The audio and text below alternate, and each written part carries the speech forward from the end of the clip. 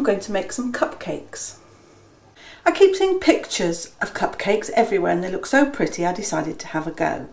The recipe is just slightly different from traditional little sponge cakes. I'm using 175 grams each of self-raising flour, butter and caster sugar, half a teaspoonful of baking powder, 3 eggs and a bit of milk to mix.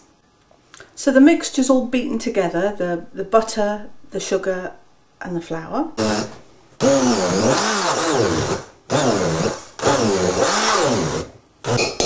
The batter for the cake is made all in one, 175 grams each of flour, sugar and butter, 3 eggs and half a teaspoonful of baking powder and a little milk to mix.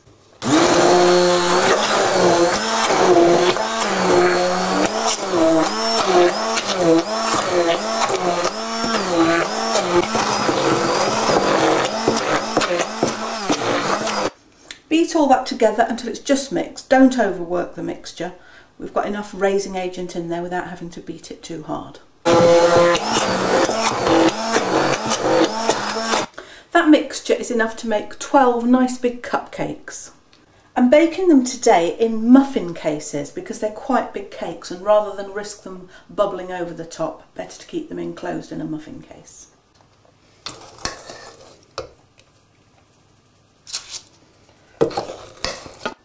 Those are going into an oven, gas mark 4, for about 20 minutes or so. Cupcakes are now cooked and cooled and ready to be decorated.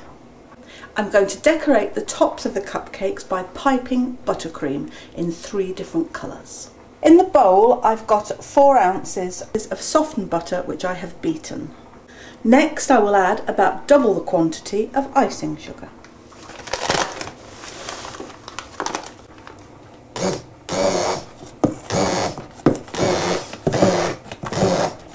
I would advise that you mix the icing sugar in very gently, little by little, otherwise both you and your kitchen will be covered in icing sugar.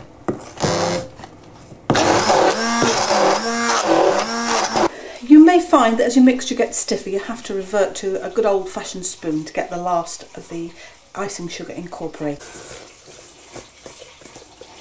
I've divided the buttercream into 3 and I'll colour them and flavour them slightly differently. To the first batch I'm going to add a little rose water and just a drop of red colouring because I want a very delicate pink.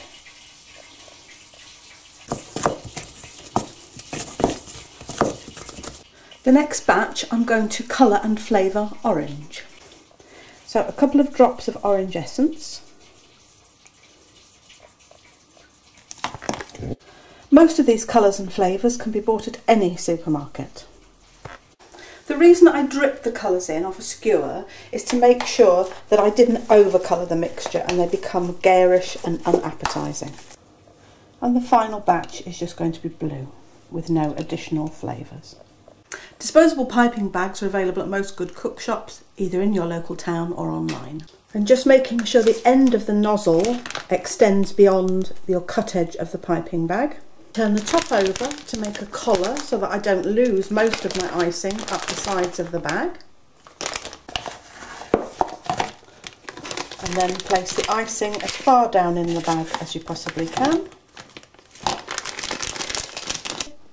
Squeeze the icing to the bottom of the nozzle.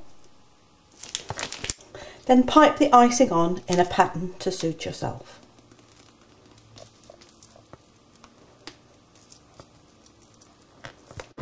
And then just decorate the top to your own design.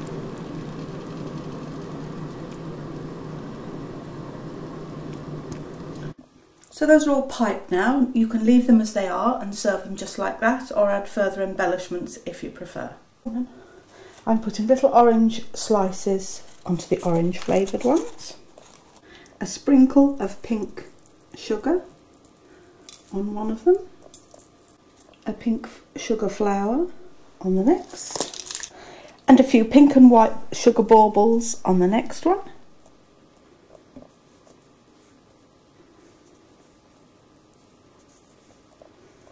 And some hundreds and thousands on the last one. And as we didn't add any flavouring to the last lot of icing, I'm just sprinkling those with chocolate curls. And they're as nice to eat as they are to make. Hope you've enjoyed watching, and you'll join us again soon for whatever we decide to cook next.